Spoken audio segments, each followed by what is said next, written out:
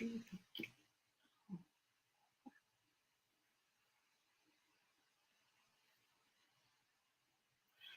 kia ora, Helen Brahms here, coming to you live from Los Angeles, California. So used to saying the other one. But we're having a super fantastic sparkling day. I am on very late because technical difficulties. Got mouth difficulties too. It's been a long day. I didn't get to bed till 12:30 this morning. I know. I kept finding things to do. And then this morning I didn't get on the road till it was 9:11 when I left the RV the first time. Dropped the trash off, came back, and it was because I forgot my warm hats for the wedding, because since we're going to be out by the Pacific coast, thought it would be good to have my nice new hats to take with me in case I need to put something warm on my head. So I went back to the RV, got that, and by the time I got going again, it was 9:18.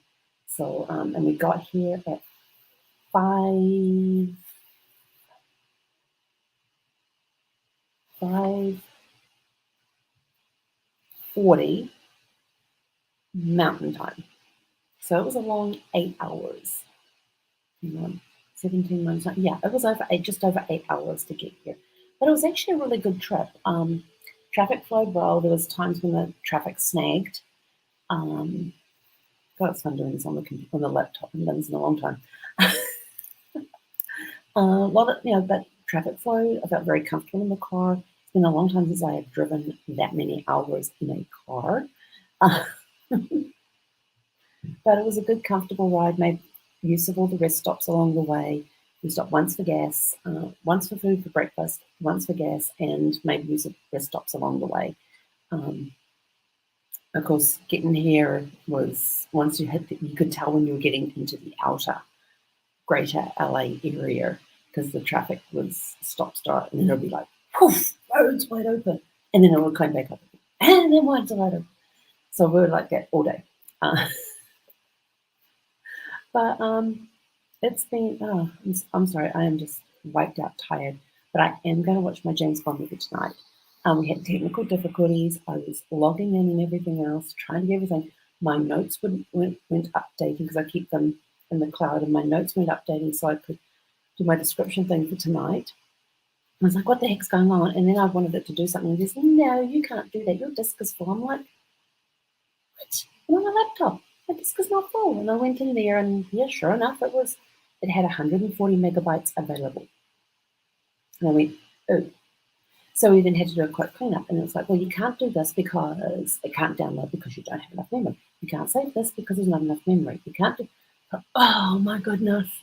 And so I did bring an external drive with me, and I thought, let me dump some stuff onto that. And there wasn't even enough memory to power up the disk drive. But I did manage to make some free room. I took off a lot of apps that I don't use, because Brad used the laptop from time to time as well. This is how old this thing is. I think we got it in 2013, so it's coming up 10 years old. For a MacBook Air, it's still running great, except the disk space thing. Although I do have a light coming through my spacebar now where it's worn off. You can tell when we hit the spacebar a lot. So finally got everything up and running, and here we are. It's all good. It's all okay. These walls are paper thin. I can hear everything going on next door, and smell the smoke. This is a non-smoking hotel. And it says here, non-smoking even on the balcony. I'm allergic to cigarette smoke. But anyway, so tonight we get to watch Casino Royale. I did bring my little portable DVD player with me, and I have noise-cancelling headphones to go on, so I can listen to it at whatever volume I like and not disturb anyone, because the way they've got the TV wired here, I cannot connect the DVD player to the TV unless it's got yeah, no, I can't. I'm just looking at the connections. And they've got a baby. It's okay. Noise-cancelling headphones, yes. I'm glad I thought to put them in. So I'm going to go get comfy, And I just realized I left my water bottle down in the car, and the car's all valet parked. So I'm sort of like, oh, do I go down there and bother them and get it out? Actually, I think I'm going to have to because I drink a lot of water. And all they've got here are little paper cups. And I don't want to pay $3 for a little 400 milliliter bottle of water. So I'm going to have to go down and get that because I totally forgot it was sitting in the car. And I've got 2 water bottles with me. I've got one that sits in my cup holder and my glass one, which I use when I'm drinking, when I'm putting oils in my water. That one doesn't, it's just a smidgen too big to go into my cup holder. So it's actually seat belted in. And the front passenger seat with the sweatshirt around it to stop it from tipping over. So I do have to go and get that out of the car. So it's going to be fun. I've got to go do that. And I did have to hook up my Wi-Fi, which is totally fine, because this gets excellent service. This is my Wi-Fi, my portable Wi-Fi. It's got connection is excellent. That little device is awesome, but it keeps getting text messages and stuff, and I don't know how to stop it because there's no keyboard on that thing. Like most Wi-Fi's and stuff, it has its own phone number, but I don't know how to access that phone number to get rid of to tell them to stop sending messages. And I get a lot from Wendy's, and it's 19 hours. And I can't remember how to turn the voice off on my laptop when it tells me the time. But I am going to be working on my laptop tonight while watching James Bond because I need to. Oh, and this James Bond. Okay, so we're watching Casino Royale, which came out in 2006. It is the.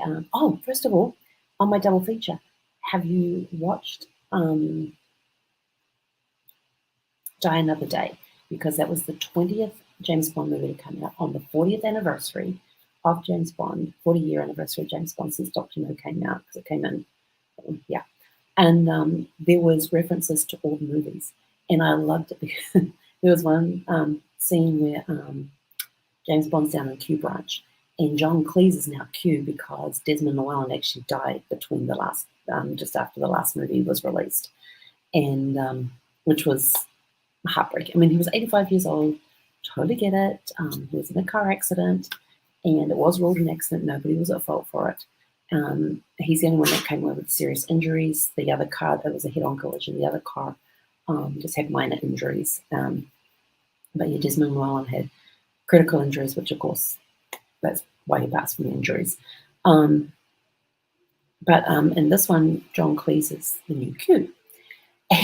And so he hands James Bond his new watch, and he goes, "Oh, and you're an improved." He goes, "Yes, I believe this is your 20th," referring to every movie he loses his watch or destroys his watch or something. He never returns anything to Q Branch. I think the only thing he's ever kept is his gun, and that's about the only thing that's ever survived. The cars never survive. In fact, in this, the world is not enough. The Aston Martin gets cut right down the middle by these big saw blade things that hang from the bottom of a helicopter. And he goes, "Oh, Q's not going to be happy about that one." But they go into this room, and there's all these gadgets and toys and stuff from all the other movies in there. It's like an archive room, and you can see the plane. He goes, "Oh, does this?" He goes over to the jetpack from Thunderball and goes, "Oh, does this still work?" And starts playing with it. Of course, it doesn't. John Cleese gets all upset and everything else. Q gets all upset and everything else. But yeah, it was good going into that room, and you can see the little plane that Roger Moore flew in. Oh, it's going to bug me now. It was at the beginning of one of the James Bond movies, in one of the opening scenes. He let me go back here. Oh, I think it was A View to a Kill. Where he flies this little plane, but all the stuff was there. All the major stuff that had been destroyed was there that James Bond had in the last movies and everything else. It was like, oh yeah, I remember that. I remember that. I was trying to remember which movies they were from was the difficult part. But yeah, we'll see. So now my issue with We've got Casino Royale tonight. It came out in 2000. Sorry, the brain's a little fried from all the driving. Casino Royale came out in 2006, and it was Daniel Craig's very first James Bond movie. And Casino Royale is how James Bond got his 00 license. And so my issue with it is that Daniel Craig seemed on screen to be too old to be getting issued with a 00 license, just in appearance. And I'm thinking, okay, so, and then of course they bring on M, and it's still Dame Judi Dench, who was M in the Pierce Brosnan movies. And I thought, okay, so there was a little inconsistency there. I thought if he's getting his 00 license, he should have been a younger guy, and they should have had a different M. And so that was where my issues were with the inconsistencies with that. They brought in a new, or did they? They brought in a new Q because he's this like nerdy kid. I actually like the new Q in the Daniel Craig series of in the Daniel Craig movie, James Bond movies. I like the new Q. He's very nerdy. I like him. I'm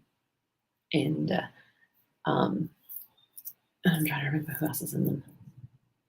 But so that was my issue with it. And I was like, I was talking to my dad about it, and I said to him when it first came out, I said, I don't like this.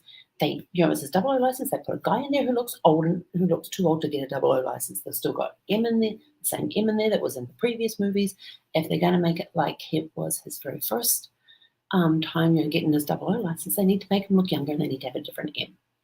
And my dad was like, yeah, I can see that. My dad was very diplomatic about this. But then later on, I was watching a couple of years later. I'm watching the special features for Casino Royale, and they called it a reboot of James Bond. I thought, why the hell did I not think of that? And it's probably because they had Judi Dench's M, and I thought, I still got the issue with him being looking a little older, but I get the whole reboot thing. And after that, once the reboot thing came up, I was fine with it. I was like, I never thought that.